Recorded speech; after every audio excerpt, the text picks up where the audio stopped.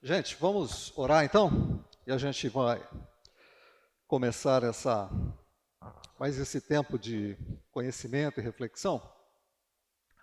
Senhor, nós queremos te agradecer por esse período, por esse grupo de pessoas que decidiu vir aqui para que a gente conversasse um pouco mais a respeito da história da tua igreja.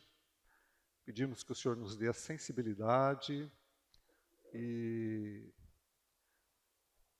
pedimos também que o Senhor tire de nós qualquer sentimento de julgamento quando a gente vai tratar agora de alguns assuntos um pouco delicados com relação à perspectiva, à maneira como a igreja do Senhor Jesus vê determinados assuntos. Então, dá-nos um tempo agradável aqui, Pai, em nome de Jesus.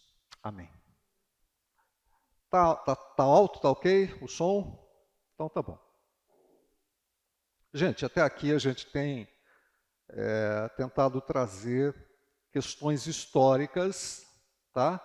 O que aconteceu ao longo de 2000 anos, para que a gente conseguisse entender, aqueles que estão vendo pela primeira vez, as diferenças, né, que hoje a gente vê na comunidade cristã. Hoje a gente vai começar a tratar de alguns assuntos um pouco mais pontuais, ou seja, olhando para o catolicismo romano, e agora, quando eu falo igreja católica, é igreja católica romana, tá bom? A gente não vai mais tratar daquela questão de ser uma igreja católica universal, mas igreja católica romana, quando a gente compara com a igreja reformada, tá? Então vamos tratar de algumas coisas. E desde já vamos, assim, nos despir de qualquer espírito de julgamento aqui, tá bom? Gente, é assim, ó. Quais são a grande diferença? A grande diferença. A gente precisa entender esse princípio, porque depois a gente começa a entender as outras coisas, os outros pontos, tá? Mas onde está a diferença? A diferença básica é a seguinte. A Igreja Católica, eu estou colocando romana aqui, ela tem 3 pilares. A Igreja Católica tem 3 pilares. O primeiro pilar, a Bíblia Sagrada. O segundo pilar, a tradição. E o terceiro pilar, magistério. Presta atenção, tá? Então, a Igreja Católica ela está baseada em 3 pilares. Bíblia, tradição e magistério. O que é tradição? Tradição é tudo aquilo que nós temos visto ao longo desse tempo que nós estamos juntos. São os pensadores, as formulações teológicas que aconteceram na era patrística. Lembra que a gente chegou a ver isso? Depois, na era escolástica, e também o que foi decidido junto aos concílios. Isso é tradição. Então, tem a Bíblia e tem a tradição. Aquilo que foi elaborado pelos pais da igreja e também pelos concílios, quando decidiu-se alguma coisa a respeito de determinado assunto. Isso é tradição. O que é magistério? Magistério é a autoridade do Papa junto com o seu conselho de bispos. A gente vai ver um pouco mais detalhado isso, tá bom? Isso é o tripé da Igreja Católica. O que acontece com a Igreja Reformada? A Igreja Reformada, ela diz o seguinte, na Reforma, né? Ou nos modelos que antecederam a Reforma. Não. Alguns disseram tudo errado, vamos começar do zero. Outros disseram assim, vamos aproveitar o que é bom e mudar algumas coisas com quais a gente não concorda. Então, basicamente, ainda que não houvesse um concílio, tá? Para que todo o pensamento protestante junto, eles chegassem a alguma conclusão, de uma maneira geral, o que foi concluído ao longo do processo é isso daqui, ó. Somente a Bíblia, somente a fé, somente Cristo, somente a graça, e só a Deus devemos dar graça. É o famoso 5 solas da Reforma. Tudo bem? Muito bem.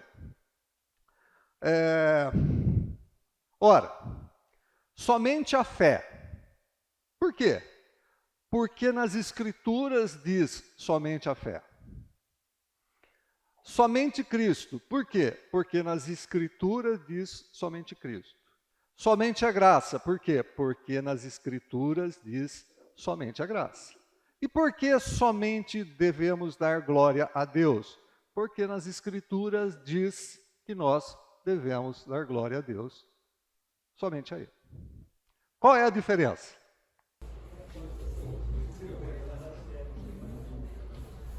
Tem submissão a uma tradição e a um magistério.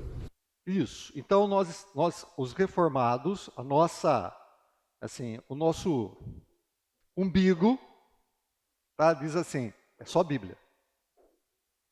Tá bom? É só Bíblia. Porque a definição de fé nós encontramos nas Escrituras, Cristo, graça e a glória a Deus nós encontramos nas Escrituras. Só uma ignorância minha, né? No caso, a canonização da Bíblia já tinha acontecido na igreja, então, única que tinha na época, no caso católica? Sim. Alguns livros do como nós conhecemos hoje como Escritura já existiam, porque nós estamos falando do canon judaico, né? O Antigo Testamento, tá? O Novo Testamento, essas cartas, esses escritos já andavam, já era de conhecimento. Agora, tem um determinado concílio em 397 que eles decidem dizendo o seguinte: esses daqui são as cartas do Novo Testamento. O canon é isso daqui. Naquela época, eles já tinham problema com os apócrifos. Naquela época eles já tinham alguns problemas com os apócrifos, tá? Anterior, no caso, a católica original lá, como depois, então, mais ainda reformada, né? Quando houve a reforma basicamente aboliu os livros apócrifos, os deuterocanônicos, tá? Os católicos, eles mantiveram o deuterocanônicos dentro das escrituras católicas, tá? A gente já chegou até a tratar a respeito disso, né? Quando Jerônimo, ele traduz para a Vulgata Latina, ele mantém os livros deuterocanônicos do Antigo Testamento, que são livros, são acréscimos de outros livros, mas a reforma, como já existia um pensamento, tinha uma disputa, gente, se é ou não canônico, porque tem algumas coisas muito complicadas dentro desses livros, né? Se vocês tiverem a curiosidade de ver, vocês vão ver a falta de autoridade, erros históricos, histórias esquisitíssimas. Então, tem coisas complicadas dentro desse livro. Então, existia um problema de, será que é, será que não é, será que não é? Quando chega a reforma fala, não é, vamos ficar com o canon hebraico. Tá? E a Igreja Católica diz assim, não, nós vamos ficar também com os livros deuterocanônicos. Ok? Essa é a grande diferença. Mas aqui, gente, a gente precisa entender isso, tá? Enquanto a reforma diz somente as escrituras, a Igreja Católica diz escrituras, tradição e magistério. E aí as coisas vão ficando complicadas. Tá? Podemos seguir? Eu vou pegar alguns textos bíblicos só para a gente ter um entendimento um pouquinho melhor. Escritura. Toda a Escritura, 2 Timóteo 3, 16, 17. Toda a Escritura é inspirada por Deus, útil para o ensino, para a repreensão, para a correção e para a instrução na justiça. Um texto que vocês conhecem, tá? Um texto que vocês já conhecem quando fala a respeito de todas as Escrituras.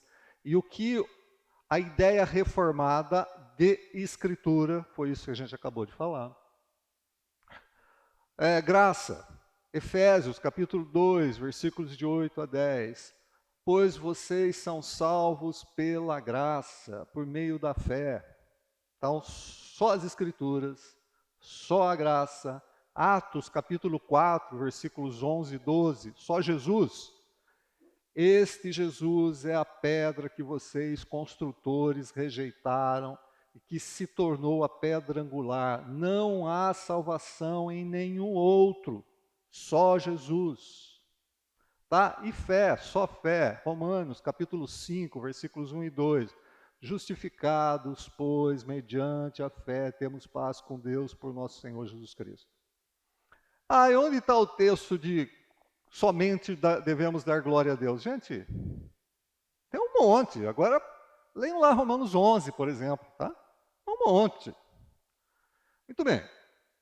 Então, aqui nós temos alguns textos, não são só esses, são alguns textos que saltam aos nossos olhos e que a Reforma diz: só a Bíblia, só Cristo, só fé, só graça e só a Deus nós devemos dar glória.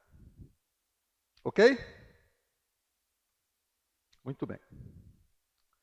Essa semana, estudando um pouco mais o assunto, eu acabei tendo contato com um pastor presbiteriano, ex-pastor presbiteriano, que eu conheci quando eu fazia parte da Chácara Primavera, que decidiu se converter ao catolicismo. Então, ainda acho o seguinte, que vocês deveriam ouvir as justificativas dele. Tá? Eu até escrevi para ele pedindo, porque eu estava dando essa matéria, e perguntei para ele se a gente poderia trocar algumas ideias a respeito disso para acrescentar nesse material aqui. E ele disse: olha, você poderá ver com mais profundidade uma matéria que eu coloquei no YouTube, tal. Então, está aberto, é público. Ok? Embora eu tenha alguns problemas com as justificativas que ele deu quando ele aborda a questão de, olha, esses são os motivos pelos quais eu deixei de ser protestante, pastor presbiteriano e passei agora a ser católico. Tá? As justificativas eu posso até questionar. Mas tem uma coisa que... E assim, eu estou entendendo que tem uma sinceridade genuína no coração, não estou entendendo absolutamente nada contrário com relação a isso, tá? E também não estou fazendo juízo de valor nesse sentido. Mas são argumentos importantes para a gente entender essa diferença entre católicos e protestantes, tá? Entendendo que ele fez isso de forma consciente, o princípio da decisão está certo. Porque não existe a possibilidade de você ser um protestante, um reformado e conviver com princípios da Igreja Católica. Assim como... Estou falando alguns princípios, tá legal? Basicamente dogmas, que a gente vai ver agora, daqui a pouco. Assim como, se você for católico, não dá para você conviver plenamente com o modelo reformado, com o modelo protestante. Não tem jeito. Tá? Então, quando você diz assim, olha, eu sou católico, você assume a posição de estar debaixo de quantos pilares? 3 pilares: Bíblia, tradição e magistério. Tá legal? Então, quando você deixa de estar só sobre as Escrituras e fala assim, olha, aqui tem muito problema para eu entender que são só as Escrituras. Eu quero ir para cá. Bom, agora o modelo é diferente. Tá bom? Os pilares são diferentes. Não tem jeito de ficar com um pé aqui e um pé ali. São modelos diferentes. Eu não estou falando de salvação. Vocês entendem quando eu estou dizendo? Eu não estou falando de salvação, Eu não estou dizendo se a pessoa tem ou não vida com Deus, compromisso, não estou dizendo absolutamente nada, até porque eu acho que ele fez isso de maneira consciente e tal, e tem um amor inegável pela pessoa de Jesus, mas ele fez essa opção. Tá?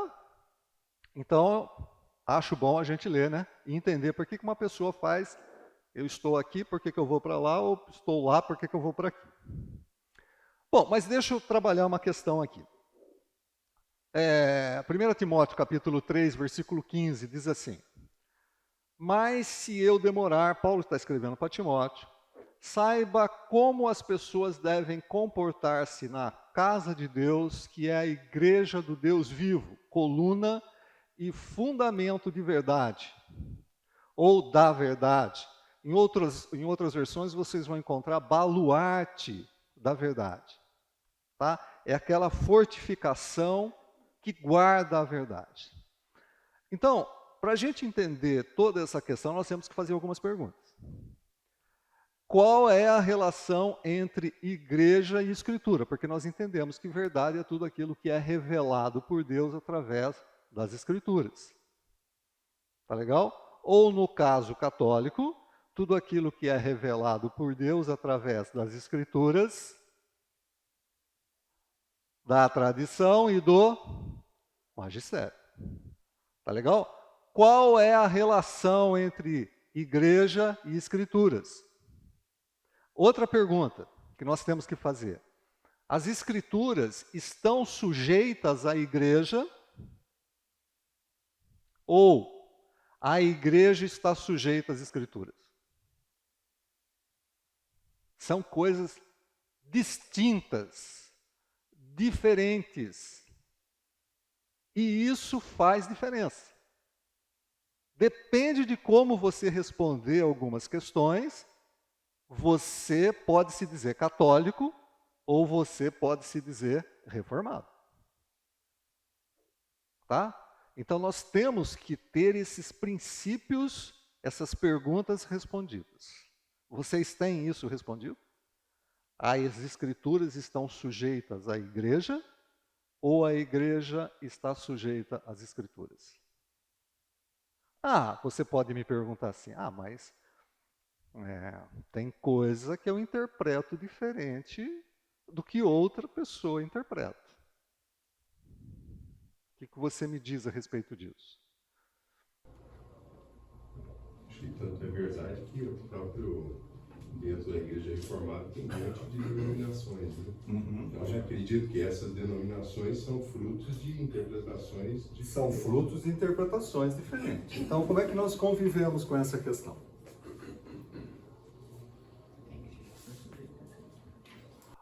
Porque no modelo católico, gente, no modelo católico, apesar de você ter alguns bracinhos que diferenciam da interpretação macro da Igreja Católica, a Igreja Católica ela tem a sua tradição e o seu magistério. Certo? Esse assunto é assim, ponto final e acabou. Esse assunto é assim, ponto final e acabou. Esse assunto está em dúvida quando o Papa e o Colégio dos Bispos se reunirem, sei lá quando, para decidir algum assunto. Quando decidirem esse assunto, ponto final, acabou, acabou. Se você for católico, você tem que concordar com tudo e ponto. O modelo protestante é diferente. O modelo reformado é diferente. Tem assuntos que a gente pensa um pouco diferente. O que você colocou logo no primeiro texto, toda a escritura é inspirada. Ela governa tudo. Tá bom, mas aí como é que eu fico ainda, assim, nós precisamos ter uma resposta, como é que eu fico quando o meu irmão interpreta alguma coisa diferente da forma que eu interpreto? Porque dentro da formação aqui do outro modelo é um modelão. Isso aí é uma questão também, até no processo da igreja, quando ela estava no livro de Atos, tem um concílio, né? Naquele primeiro concílio. Então ali é um debate de ideias, buscando uma convergência de objetivo.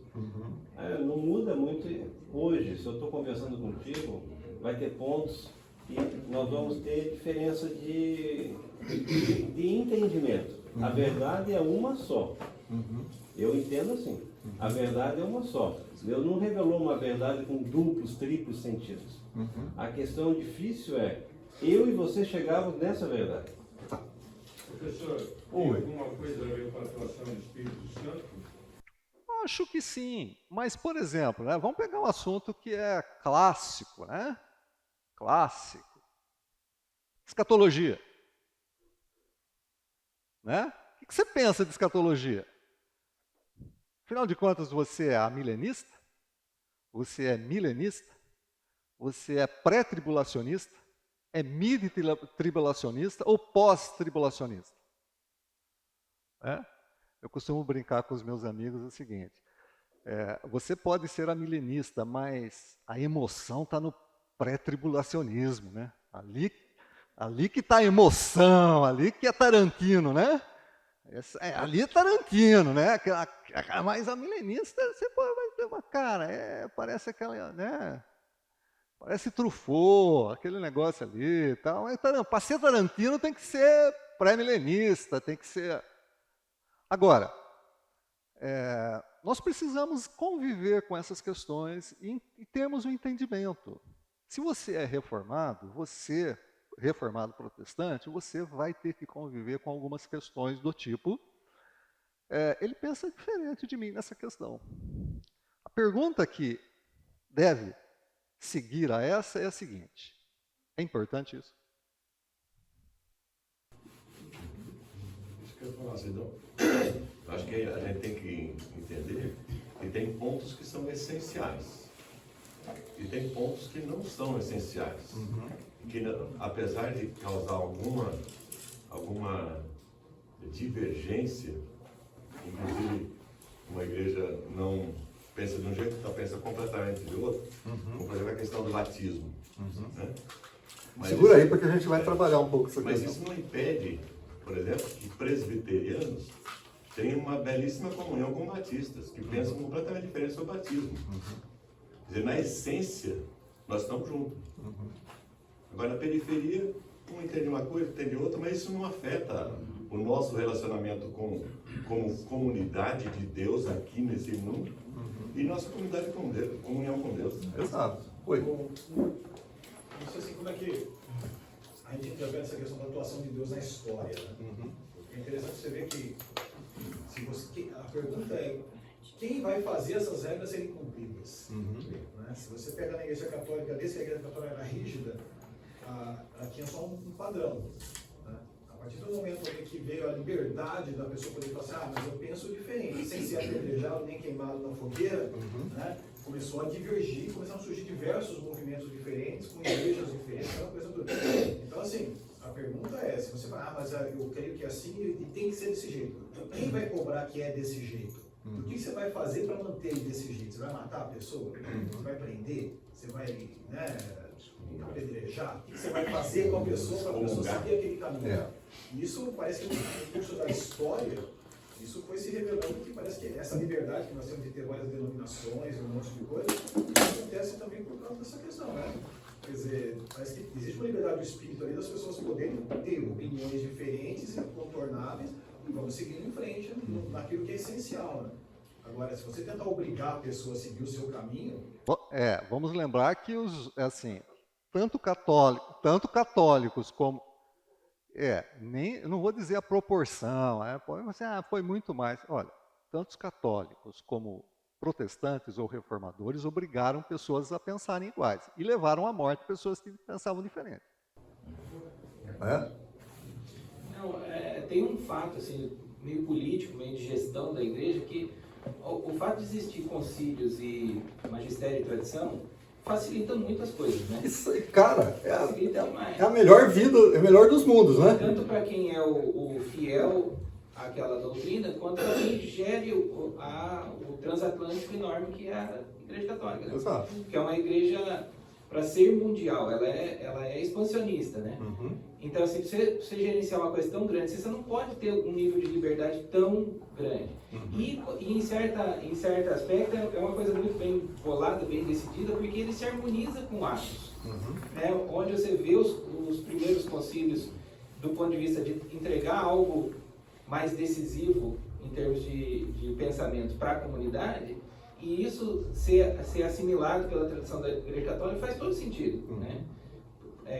Então, o católico, tanto do ponto de vista do fiel quanto do gestor, do clero, ter abraçado essa tradição e esse magistério é absolutamente coerente, né? E funciona muito bem, né? Tanto é que é 2000 anos funcionando. É claro, você quando você está dentro de desse modelo específico, você não precisa pensar e estudar para chegar a alguma conclusão. Já está concluído.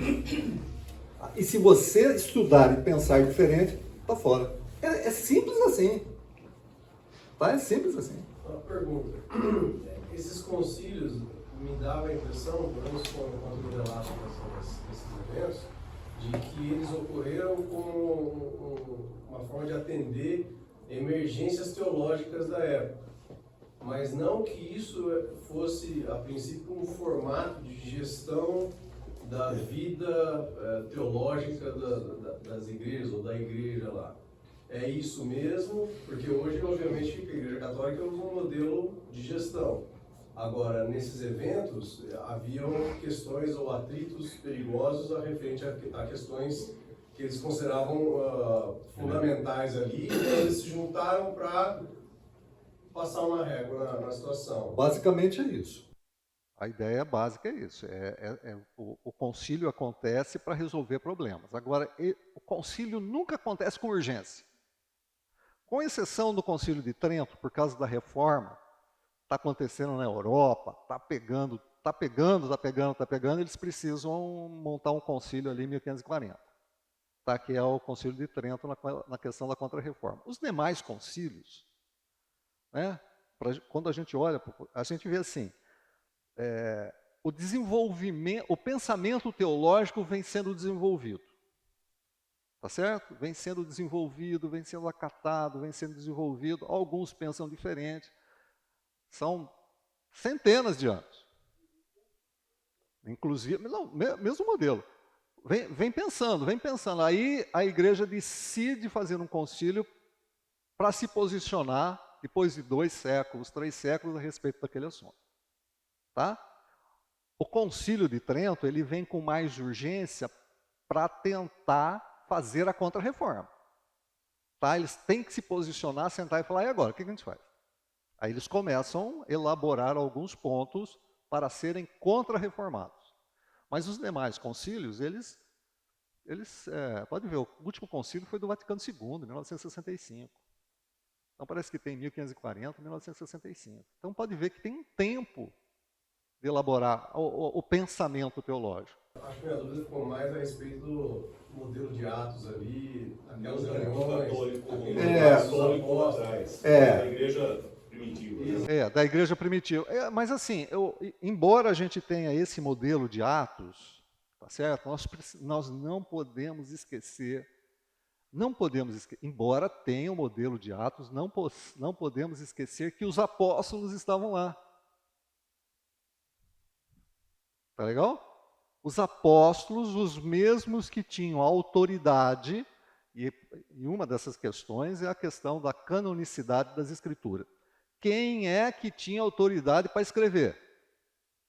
Tá legal? Quem é que estava no concílio ali de Atos 15? Os mesmos. Eles tomaram uma decisão que ainda não tinha sido levantada em suas cartas, embora Paulo já tivesse escrito para Gálatas. Tá? Parece que a carta aos Gálatas antecede ao concílio de Atos 15. Então, quem está decidindo são os apóstolos. Os demais concílios não tem mais apóstolos. Não tem mais aqueles escolhidos pela pessoa do Senhor Jesus naquele modelo. No nosso conceito apostolado, no nosso conceito de apóstolo, não tem mais. Tá? E aqui vai ser sempre as grandes divergências, né? Muito bem. Então vamos lá. Tradição. Vamos ver o que fala o catecismo. Gente, eu estou pegando coisa aqui do catecismo católico. Não estou falando assim uma coisa minha, tá bom? Catecismo católico, artigo 77. Para que o evangelho fosse perenemente conservado íntegro e vivo na igreja, os apóstolos deixaram os bispos como seus sucessores, entregando-lhe os ofícios do magistério. Artigo 78. Denomina-se tradição enquanto distinta da Sagrada Escritura, são coisas separadas, embora estreitamente ligada a ela. Pela tradição, a igreja, na sua doutrina, vida e culto, perpetua e transmite todas as gerações tudo aquilo que ele é e tudo em que acredita. Afirmações dos santos padres testemunham a presença vivificadora da tradição, cujas riquezas entram na prática e na vida da igreja crente orante. Ou seja, pé de igualdade. Pé de igualdade, Bíblia e tradição. Assim como a gente vai ver, pé de igualdade, Bíblia, tradição e magistério.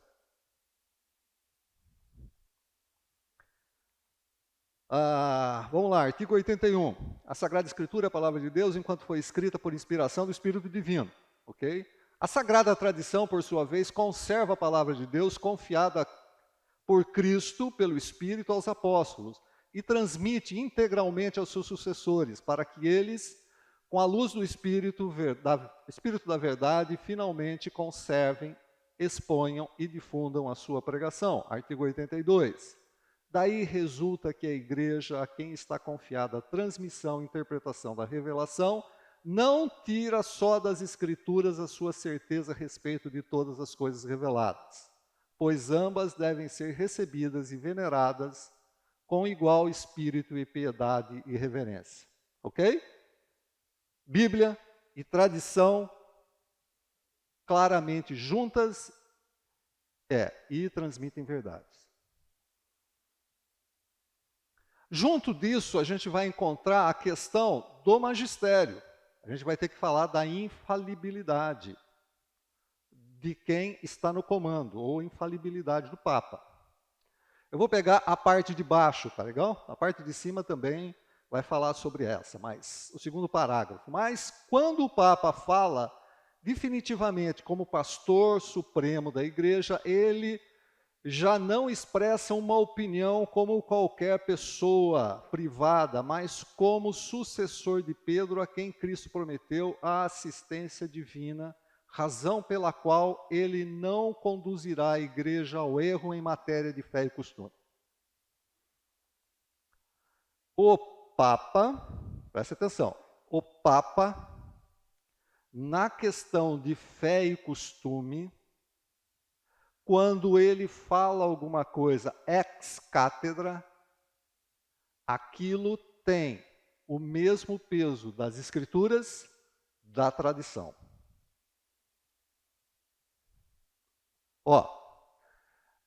O Papa é um ser humano? Sim. Ele é pecador? Sim. Eu estou dizendo isso dentro do pensamento católico. O Papa é um ser humano? Sim. Ele é pecador? Sim.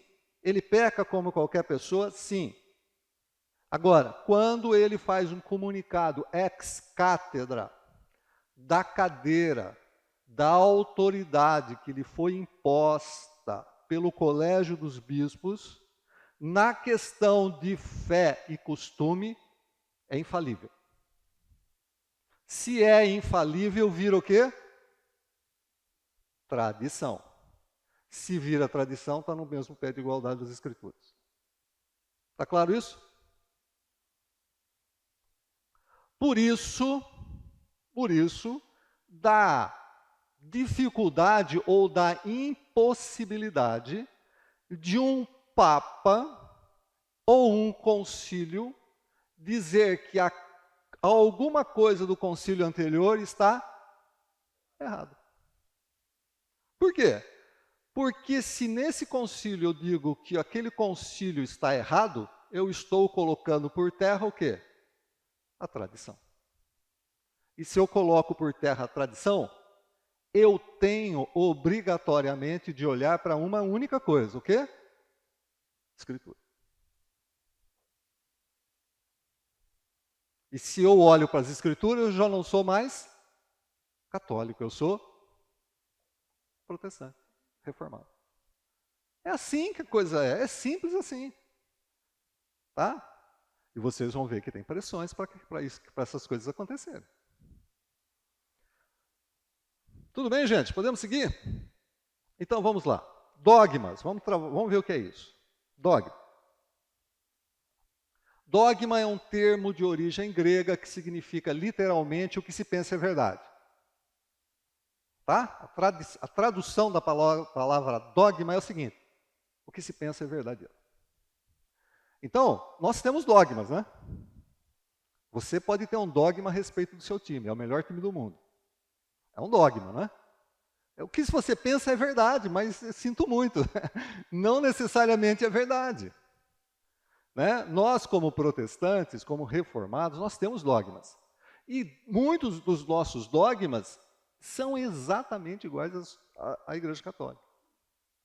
Dogmas sobre Deus, dogmas sobre Jesus Cristo, dogmas sobre a criação do mundo, dogmas sobre o ser humano, dogma mariano não, dogma sobre o Papa e a Igreja não, dogma sobre sacramento não, e dogma sobre as últimas coisas, mais ou menos. Mais ou menos. Então, alguns dogmas, não está errado ter dogma, o problema é qual é o dogma. E qual é a base para o dogma. Se como protestante, como reformado, eu tenho um dogma e o meu dogma está baseado nas Escrituras, olha, eu falei que a minha base de fé é a Escritura, né? Então, tudo bem. Agora, se o meu dogma não está baseado nas Escrituras, não tem nada de Escritura, somente de tradição e de magistério, então não bate com o meu dogma, com a minha maneira de pensar, com a minha exposição teológica, não bate. Tá? Por isso, vou voltar àquele exemplo. Se você é protestante, você conscientemente decide ser católico, suas justificativas têm que ser tais que não basta a Escritura. Tem que ter mais alguma coisa. E se você for um católico e entender que não pode continuar sendo católico, você tem que entender o seguinte: não quero mais saber de tradição e de magistério. Para mim, só basta a Escritura.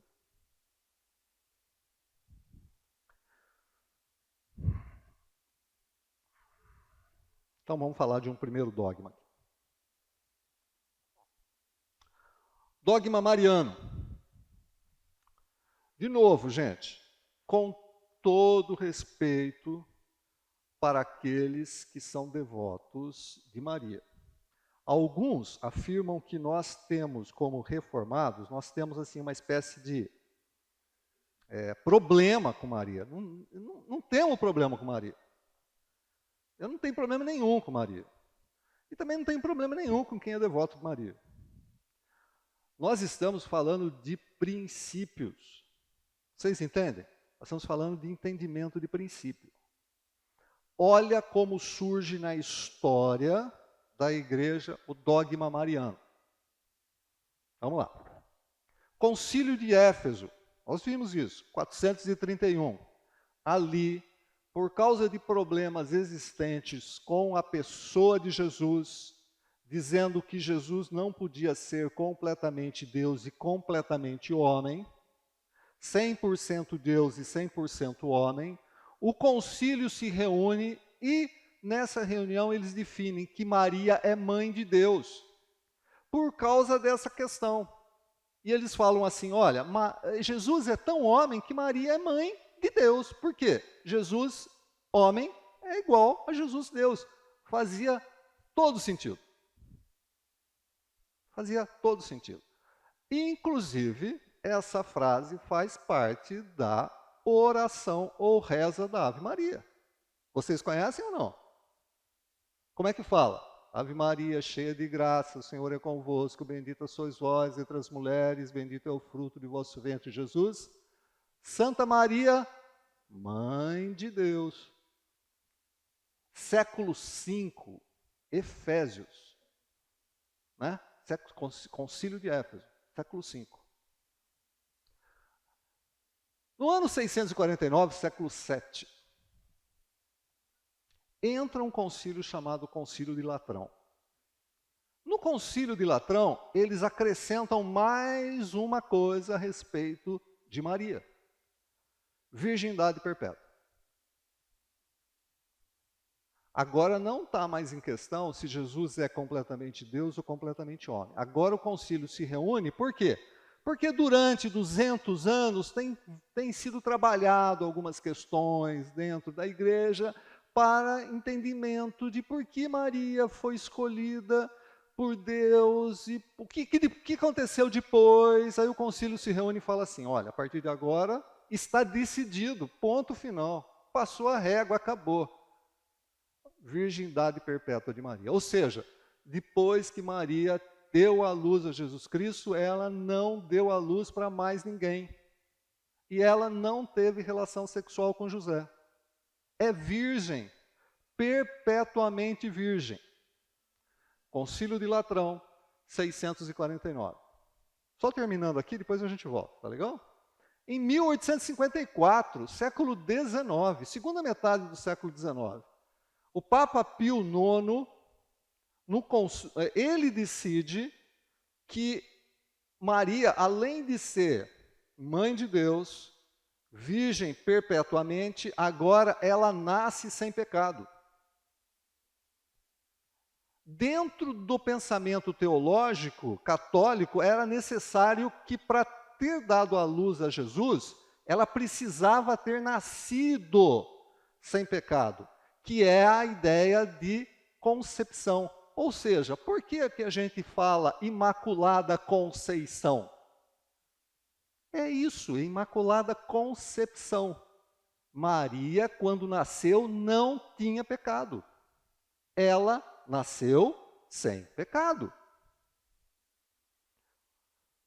1950, Papa Pio XII acrescentou mais um detalhe. Maria subiu aos céus sem ter conhecido a morte.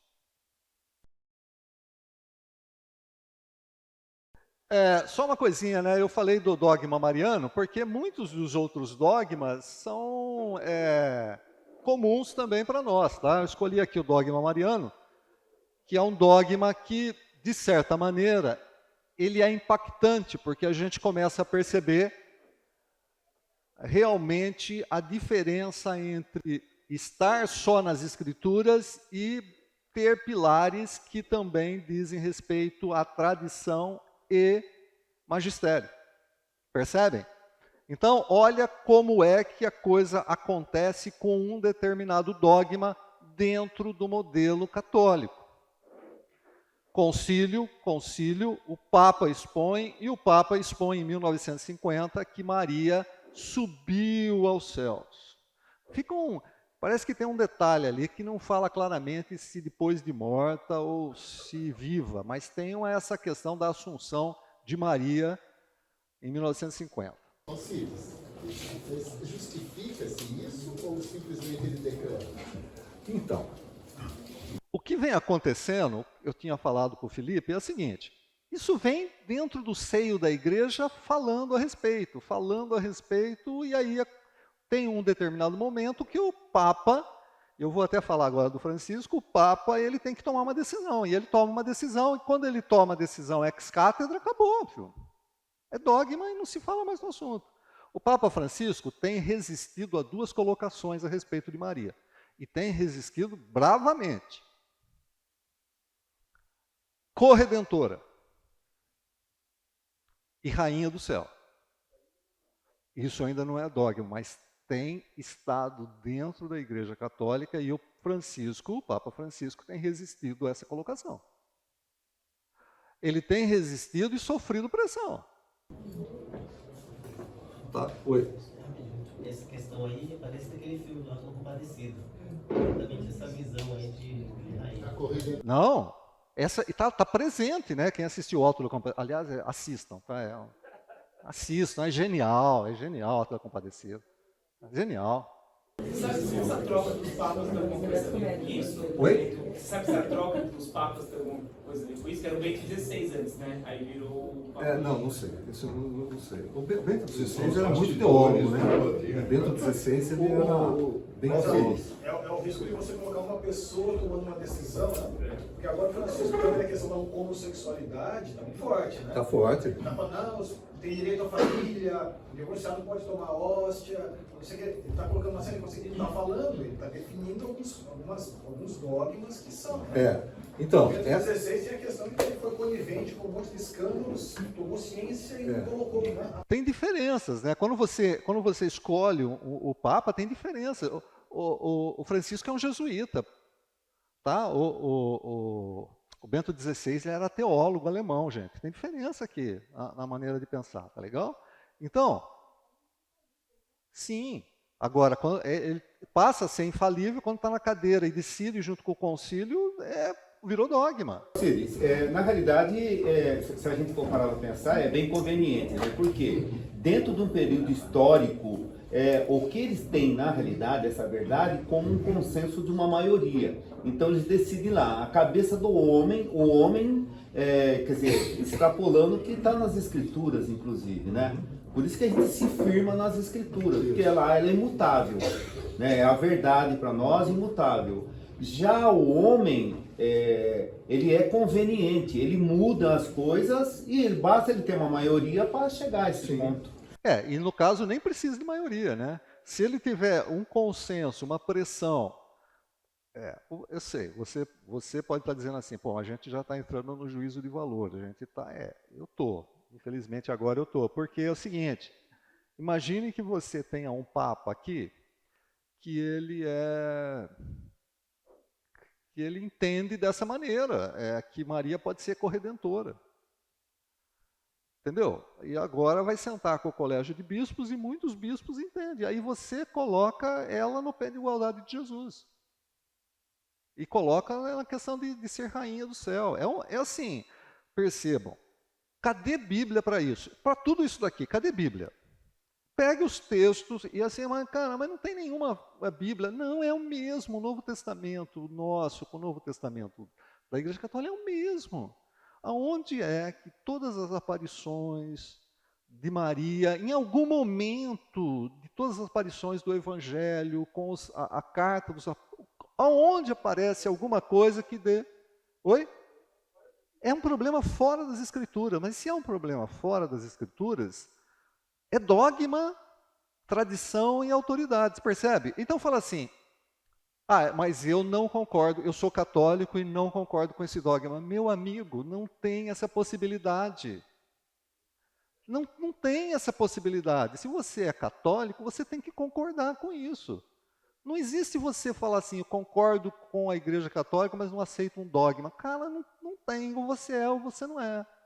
Eu até entendo que exista dificuldade para alguns irmãos católicos de aceitar algumas coisas, mas infelizmente é assim que a banda toca. Tá legal? E quando se você falar assim, eu quero ser protestante, mas eu aceito Maria, cara, desculpa, não é assim. Nós temos história que não bate. Você, infelizmente, você está numa situação de tem que montar a sua igreja. Agora você teria perguntado de onde eles tiram Rainha do Céu. Eu me lembro, já faz muito tempo, lá na Argentina, eu estava lá no cemitério, eu esqueci o nome lá, Recoleta, e lá tem uma igreja, estava escrito lá, por que era a Rainha do Céu, e se eu não me engano, estamos se referindo a Apocalipse 12, 1 e 2, e eles deram uma ajeitada. Pode ler Apocalipse, capítulo 12, cara, não dá, uma boa exegese, uma boa hermenêutica não pega, gente.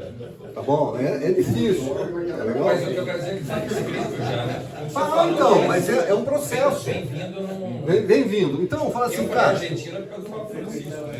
Claro, agora vamos dizer assim, vamos imaginar que daqui 200 anos Jesus não voltou ainda, tá? A gente está tudo morto, não existe nem mais essa comunidade aqui, é um outro modelo, uma outra forma, está todo mundo como é que é? Igreja no metaverso, certo? No metaverso, mas tem um metaverso bíblico, um metaverso tradicional, está todo mundo assim, né? Alguém decide que agora é a Redentora. Pronto. Gente, cadê Jesus nessa história toda? É um pepino esse negócio aqui. Né? Muito bem. Então, quando você, assim, né? Se você é protestante e você agora quer ser católico, você tem que aceitar esse negócio aqui, você tem que engolir esse troço aqui. Nossa, desculpa, só mais uma. Eles não voltaram atrás em nenhum dos dogmas, então? Ou seja, Dogma não. o Papa voltou. Dogma não.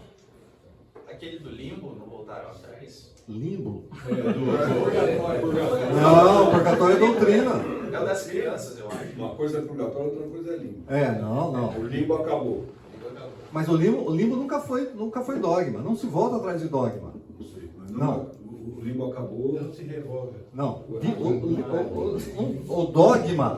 O dogma, quando estabelecido de ex-cátedra, não se pode revogar. Nenhum foi revogado. Dogma não. Tem pensamentos que não se fala mais. O limbo, tem outros pensamentos aí que eles não falam mais. Se você revogar, você quebra a infalibilidade do Papa. Você quebra a infalibilidade do Papa. Se é infalível, uma vez definido. Definiu, acabou. Não é essa questão. A indulgência era o que? Era dogma ou era... Eu bem lembrava, né? Indulgência? Não, indulgência era pensamento da época. Indulgência era como é que a gente vai fazer? Como é que a gente vai fazer dinheiro? Mas ele está ligado a um dogma, sim. Tá ligado ao dogma da confissão. Ele está a prática não é dogma, mas ele está ligado a um dogma que é o dogma do purgatório e o dogma da confissão. A gente vai ver depois. Está ligado. Tá certo? Ele não era. Não tem um dogma de dizer, você tem que ir com a indulgência toda vez que você paga, sai lá do purgatório. Não tinha isso. Bom, outro dogma do sacramento. Por que eu estou citando o dogma mariano? Agora vamos citar o dogma do sacramento. Por quê? Porque a gente tem visões diferentes a respeito do dogma sacramental. Né? A palavra sacramento é uma transliteração da palavra sacramento no latim, né? Não precisava nem ter falado isso, que significa um juramento militar. O que significava essa palavra aí? Era o juramento militar que o camarada fazia quando entrava para o exército romano. Faça o sacramento. O cara jurava, eu obedeço, dou minha vida. Tal. Era juramento, é isso aí, a palavra sacramento. E o que foi que essa palavra sacramento traduziu? Usaram essa palavra sacramento para traduzir o quê? Uma palavra no grego que é a palavra mysterium. Tá legal? No grego tinha a palavra mistério. Como é que a gente vai traduzir isso? Sacramento. Bom, peraí. Até agora, daqui a pouco a gente chega lá. Quais são? A Igreja Católica admite 7 sacramentos. Batismo, Eucaristia, Crisma, Penitência, Unção dos Enfermos, Ordem e Matrimônio. Se você foi um católico, já caminhou dentro da Igreja Católica, você sabe que tem 7 sacramentos. Batismo, Eucaristia, Crisma, Penitência, Unção dos Enfermos, Ordem e Matrimônio. Tá bom? Tem questões que a gente tem complicações aqui? Tem. Umas menos, outras mais. Mas tem complicações. Vamos lá, vamos falar dos sacramentos então. Veja o pensamento de Agostinho. Agostinho, século V. Sacramento é um sinal visível de uma coisa sagrada. Sacramento é o sinal visível de uma coisa sagrada. Sacramento é a forma visível de uma graça invisível. Deixa eu falar uma coisa para vocês então. Vocês lembram quando a gente estava estudando filosofia? Quem eram os 2 grandes filósofos da época? Platão e Aristóteles. Qual era o pensamento de Platão? O mundo das ideias. O que vale é o mundo das ideias e isso se torna realidade. Não era isso, Platão? E Aristóteles? O contrário. O que importa é a realidade, né? É aquela visão de cadeira. Para Platão, uma cadeira é a ideia de cadeira, não necessariamente é a cadeira aqui. E Aristóteles, não, cadeira é cadeira. Do que é feito, qual é o material, como é que ele foi feito. Essa é a ideia aristotélica. Tá? Olha que coisa interessante a ideia de sacramento. Alguma coisa sagrada, tá certo? Que se torna Platão. Alguma coisa sagrada lá que vai trabalhar com as ideias. Eu não estou dizendo que isso daqui é assim. É tudo platônico. Platão tinha os problemas aqui. Mas a base é platônica.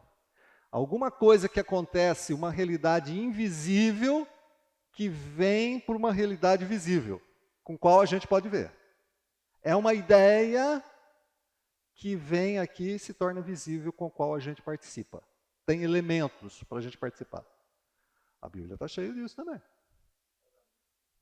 Bíblia está cheia disso também. Mas, quando a gente começa a interpretar, isso que é o grande nó da história. É olhar para a interpretação e falar assim, estou sendo influenciado por quem? Tá? Então, isso, Agostinho. Né? E assim, eu sou fã de Agostinho, eu acho as ideias do camarada eram fantásticas, mas não necessariamente você precisa concordar com todas. Né? Sacramento é um sinal visível de uma coisa sagrada, a forma visível de uma graça invisível. Calvino, ele vai acrescentar Calvino foi muito influenciado por Agostinho, e ele vai acrescentar mais uma coisa aí, ó. É um meio de graça. Calvino vai acrescentar na questão do sacramento como sendo um meio de graça. O que é um meio de graça? Qualquer ou quaisquer atividades na igreja, na comunhão da igreja, que Deus utiliza para distribuir mais graça. É qualquer atividade que Deus utiliza para derramar mais da sua graça ainda. Isso é Calvino. Meio de graça. Calvino aceitou 2 sacramentos. Batismo e a ceia. Calvino aceitou 2 sacramentos, batismo e ceia. Lutero, ele teve um problema inicialmente. Ele aceitava 3 sacramentos. Lembra que esses camaradas eram o que antes de serem reformados? Católicos. Tá legal? Então, para eles, tinha os 7 sacramentos lá. Então, Lutero fala assim, olha, batismo é sacramento, ceia é sacramento, ou Eucaristia, e a confissão, a penitência é sacramento. Depois ele muda de ideia e reduz para 2, batismo e ceia. Veja esse camarada, Philippe Melanchthon. É um camarada que a gente ouve falar muito pouco dele. Mas ele foi um dos elaboradores, junto ali na época de Lutero, sobre o pensamento reformado. Para ele tinha batismo, ceia, confissão, que é a penitência, ordem e matrimônio. Ele aceitava isso inicialmente. Então, quando tem a reforma, gente, é sacerdotal, ser sacerdote.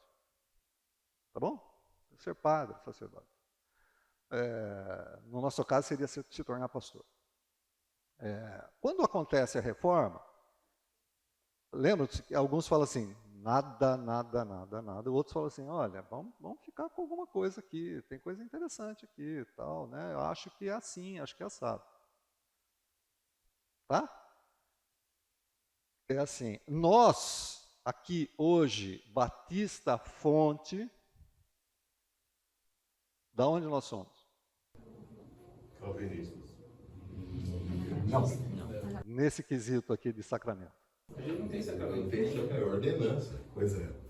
Nós somos fruto do século XVII, 1609, Inglaterra, juntamente com anabatistas, que diziam assim, esse negócio de sacramento não existe. Por isso que uma igreja batista não tem sacramento. Uma igreja luterana tem sacramento. Uma igreja presbiteriana tem sacramento. Uma igreja católica tem sacramento. Igreja batista não tem sacramento.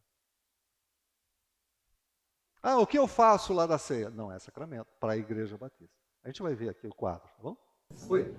Perguntinha para complicar, mas passado a morte dos apóstolos, 100, 150 anos, tinha sacramento? Então, Isso é uma coisa que se no século... Porque aí a gente está falando que nós somos frutos de agora, né? 1500 e pouco, mas 1300 e pouco. Mas lá atrás, se não tinha, pode ser que está se manifestando de forma diferente, ou assim, que coincide como era antes. Sim. Que é original, é o princípio, Isso. é a palavra. Né? É complicado isso. É complicado, mas é o seguinte, olha. Como se dá o pensamento reformado na questão teológica? Ele diz assim, só a Bíblia. Tá bom, mas teve os pais da igreja. Como é que os pais da igreja, depois dos apóstolos, segunda geração, como é que esses caras interpretaram isso? Olha, eles interpretaram isso. Essa maneira de interpretar está de acordo com a minha maneira de interpretar as Escrituras hoje?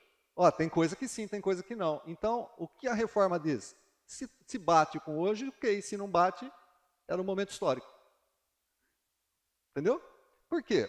Porque a reforma entendeu que a autoridade das Escrituras excede a tradição.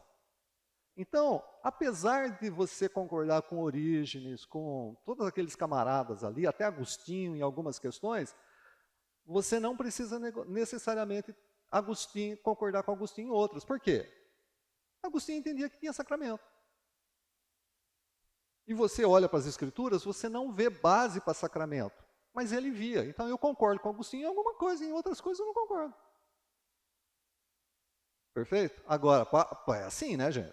Para você discutir com Agostinho, você tem que estudar, né? Você tem que estudar. Para você não concordar com Calvino, você tem que estudar, né?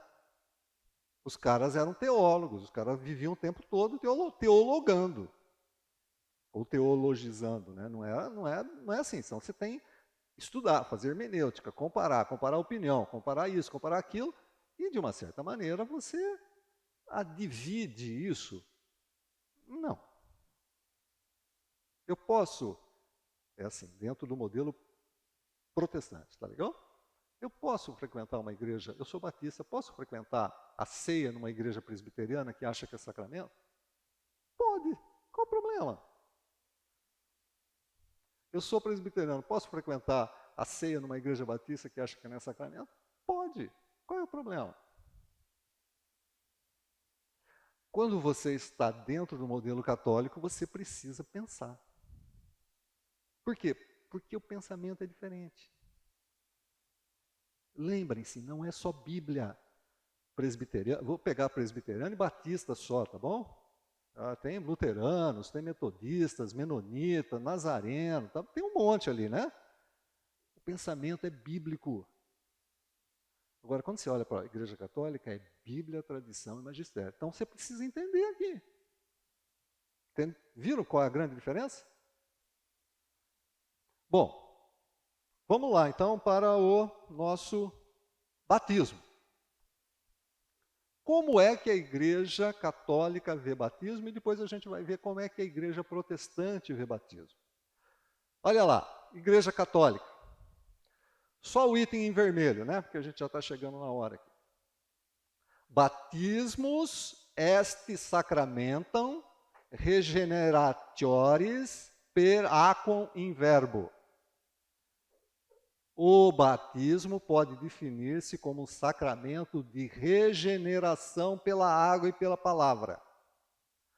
Percebam que dentro do modelo católico, o batismo está ligado com regeneração. Batismo está ligado com regeneração. Quando a criança nasce, ela entra numa sociedade de homens onde o pecado é como que institucionalizado.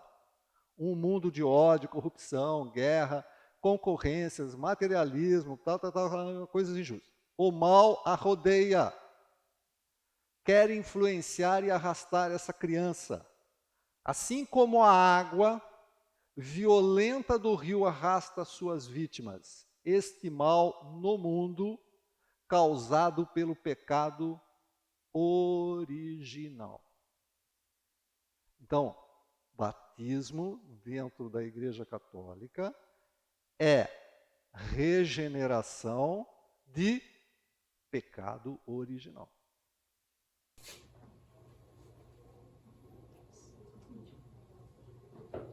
Ele não simboliza, ele é a regeneração. É a regeneração. Ou seja, qualquer católico, ao falecer, vai direto para o céu. Dependendo se ele vai regenerar. Assim, tudo bem, ele regenera, mas assim, depois ele vai ter que passar. A gente vai ter um outro negócio, ele vai ter que passar pelo crisma, tá? O católico depois tem que passar pelo crisma. Oi? Isso. Tem que passar por algumas coisas. Mas, gente, é assim, ó. É assim. A gente precisa entender o modelo. De novo, eu estou aqui insistindo, entenda o modelo. Batismo, dentro da visão católica, regenera. Batismo, dentro da visão católica, perdoa o pecado original. Tá legal? Sidão, quando eu tenho um sobrinho, né, que desde muito novinho ficou internado, estava doente, tudo, e no hospital, um padre que foi visitar a minha irmã perguntou se o meu sobrinho era batizado. E ele não era, ele tinha 2 aninhos. E a minha irmã é reformada, né? Assim. E aí ele dizia e aí ele estava preocupado, ele queria batizar o meu sobrinho com 2 aninhos, porque ele estava com medo que meu sobrinho morresse e não tivesse sido batizado. Esse é um problema. É um problema para os católicos, porque você vai ter um negócio lá que é o purgatório, tá legal?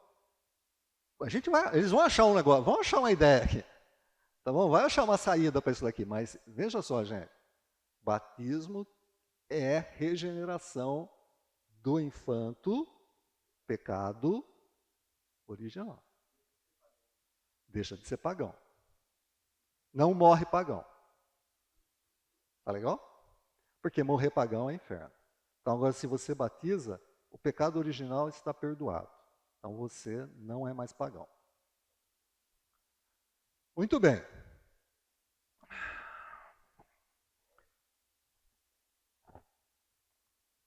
Vamos ver qual é o pensamento desse todo. Tá? Batismo. Igreja Católica, sacramento.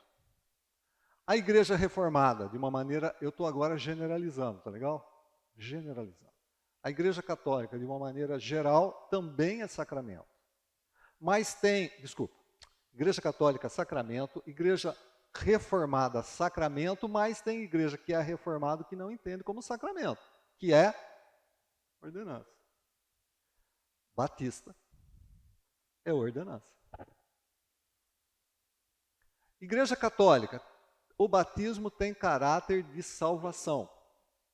Algumas igrejas reformadas que batizam criança, igreja presbiteriana, igreja luterana, não tem caráter de salvação. Igreja reformada como a Igreja Batista não tem caráter de salvação.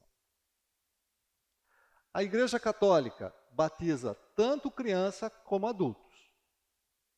Igrejas reformadas, tanto crianças como adultos. Igreja Reformada, Batista. Só adulto.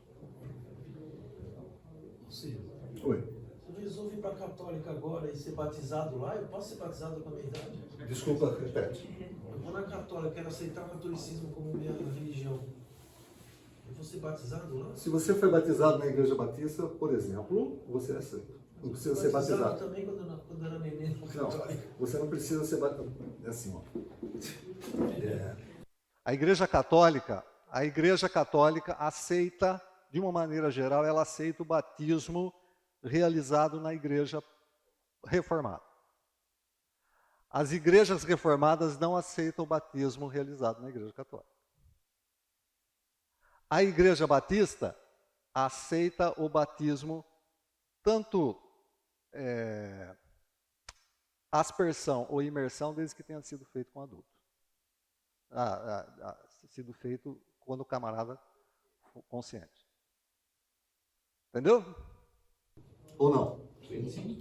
Não é geral, né? Isso depende da igreja local. Você está falando da igreja batista, né? A batista é um barato, né? Onde tem 3 batistas juntos, tem 10 opiniões diferentes, né? Batista é um negócio sério. Depende da igreja local.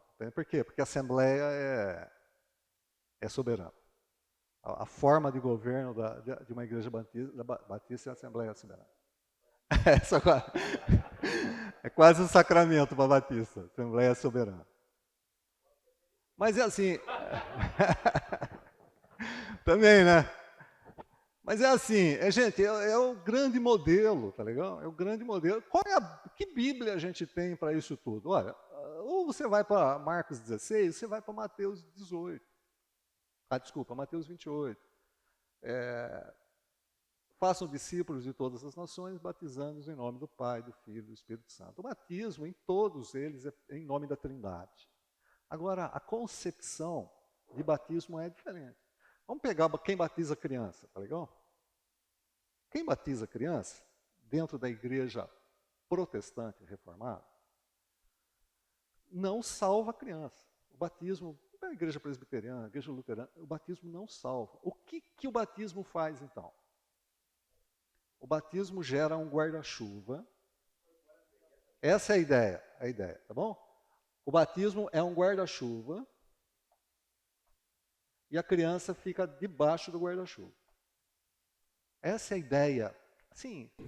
Você tem uma ideia básica? Caso ela venha morrer antes de chegar à idade adulta. Esse é outro problema. Tá. Vamos por parte. Não avança aí. O que a gente faz? Lembra o comparativo é Israel. A criança quando nascia era israelita. Não era? Era pai israelita, mãe israelita. Era israelita. Certo? Aí o que acontecia lá com a criança? Fazia circuncisão no 8º dia. Fazia parte do pacto. Ela entendia o que estava acontecendo? Não. Os pais entendiam o que estava acontecendo? Sim. Inclui na comunidade. Esse guarda-chuva é assim, estou incluindo meu filho na comunidade. Essa é a ideia. Não tem salvação. É inclusão na comunidade, inclusão no povo, na família de fé. Como é que os batistas fazem isso? A apresentação da criança. Não joga. A diferença entre a gente e os presbiterianos é que a gente não joga água. A gente vai lá na frente e fala aqui, ó, a partir de agora, é claro que através de perguntas que são feitas, o meu filho vai ser educado conforme a minha fé, vou ensinar Jesus, tal. Ele está fazendo parte do povo. Em algumas comunidades, se levanta a igreja como um todo e ora por aquela criança. Você está recebendo aquela criança como parte do povo. Você também é responsável pelaquela criança. Mas o presbiteriano batiza depois? De Não, adulto? o presbiteriano joga água. E quando adulto? Peraí, calma. Não é isso. O fato de eu buscar um filho, fazer uma festa, fazer uma coisa, eu não estou usando uma figura, uma ordenança que está escrito literalmente no que deve ser feito e fazendo uma aplicação que eu inventei. Dando o sentido que eu inventei. Guarda-chuva, seja uma coisa. Você vê diferença nisso ou não? Você está colocando no mesmo nível a apresentação, seja qual for, eu pegar, por exemplo, a ceia. Tá bom? Então, peraí. Vamos ficar só no batismo, porque a gente vai ver ceia. Isso a gente, tá legal? Vamos ficar no batismo aqui. Porque o batismo infantil está usando uma ordenança ali e fazendo de uma forma que você tem que inventar um sentido para dar um significado. Ok. Como que é? Não é um testemunho só? Não. Você entende como fica difícil? Fica. É o seguinte, por quê? Porque a igreja reformada, presbiteriana, luterana e alguns outros dentro desse modelo de pensar, é o seguinte. Primeiro, eles entendem que é sacramento. essa é uma graça visível de algo que acontece. É um entendimento desde o século XVI. É um entendimento deles. Tá? Abatistas e anabatistas não entendem assim. Eles entendem mais literalmente as Escrituras. Tá bom, cadê base bíblica para que presbiterianos, luteranos batizem então uma criança? Eles vão nas Escrituras e vão achar textos, tá? Atos 16, toda a casa foi batizada, do carcereiro lá. Tinha criança, não é possível não ter criança na casa. Tá legal? Os batistas falam assim, batistas e afins. Cara, não fala que tem criança aqui. Cadê o texto que fala que tem criança no batismo? Criança, onde que está essa questão de batizou uma criança? Aonde? Não tem, então não tem. É assim, batistas e anabatistas, dentro da história, é assim, tem? Não tem. Como o nenenzinho vai crer? Entendeu? Não tem, crê e ser batizado. Presbiterianos, luteranos falam assim, olha, nós estamos inserindo dentro do povo. Quando tiver uma idade de entendimento, que é na adolescência, ele vai fazer a sua confissão de fé. Então ele vai lá diante da comunidade e vai dar o testemunho de que ele é salvo porque ele crê no Senhor Jesus. Então ele tem uma confissão de fé. Percebe? Então ele foi batizado quando criança, mas ainda quando chega lá, aos 15, 16 anos, ele faz a confissão de fé. Só que o anabatista e batista fala assim, cara, se vai ter confissão de fé, então não precisa batizar aqui. Certo? Então, quando ele tiver 16 anos, a gente batiza. Entendeu? Faz um ato só. É assim. Aí joga dentro da água. Aí tem outro problema, né? Precisa jogar, precisa pôr efusão, porque tem a questão de imersão, aspersão, efusão, né? Esse pensamento batista é o pensamento batista, congregacional é assim. Tá? E esse pensamento presbiteriano é assim, presbiteriano, luterano. Cristão evangélico é assim? Eu não sei direito.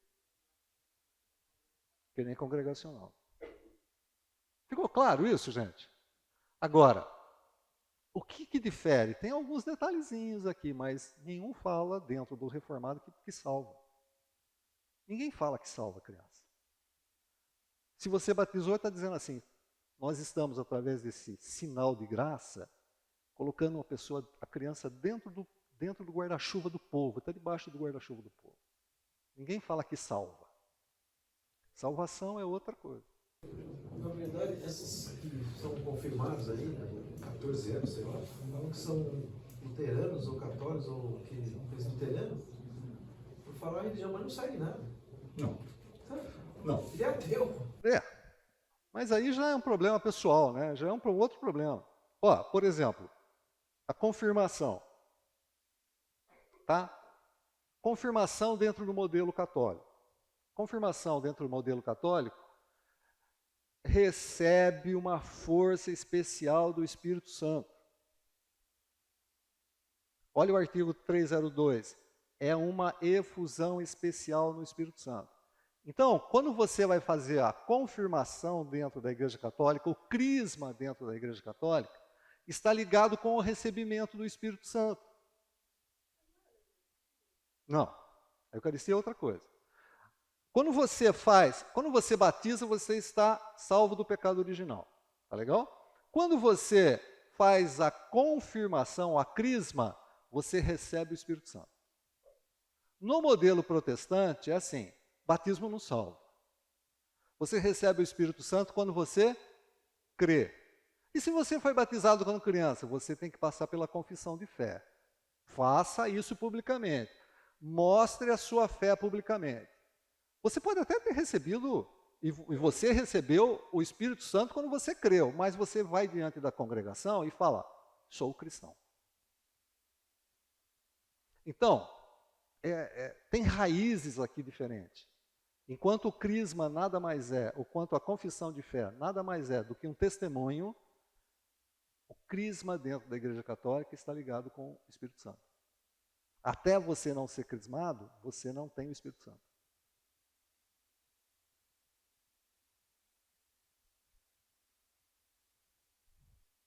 Está confuso? Que bom, porque para mim fica. Eucaristia. Eucaristia. Vamos lá. Qual é a ideia da Eucaristia dentro da Igreja Católica? Esta ordem do Senhor, cumprimos-la celebrando o memorial do seu sacrifício. E fazendo-o, oferecemos ao Pai o que Ele próprio nos deu, os dons da criação, o pão e o vinho, transformados pelo poder do Espírito Santo e pelas palavras de Cristo no corpo e no sangue do mesmo Cristo. Assim, Cristo torna-se real e misteriosamente presente. Vocês conhecem isso como transubstanciação. Na Eucaristia, no modelo da Igreja Católica, quando o padre diz, esse é o meu corpo, esse é o meu sangue, aquele pedaço de pão, conhecido como hóstia, e aquele cálice, o vinho, se transformam misteriosamente em carne e em sangue. Entenderam? Não tem meio termo aqui, gente. Não é ideia, é doutrina. O pão se transformou em carne e o vinho se transformou em sangue. Dando estudo para uma pessoa da Igreja Católica, ela apresentando isso, ela disse assim para mim, olha, eu não faço assim, eu vou lá, católica, eu vou lá e vejo isso como, faço isso em memória de Jesus. Você é católico ou você é batista? Por quê? Fazer isso em minha memória é batista. Certo? Quando você faz em memória, um memorial é batista. Eu vou lá para lembrar, isso é batista. Católico não pensa assim. Católico é, aquele pão virou carne. Aquele vinho virou sangue. Vira, se transforma.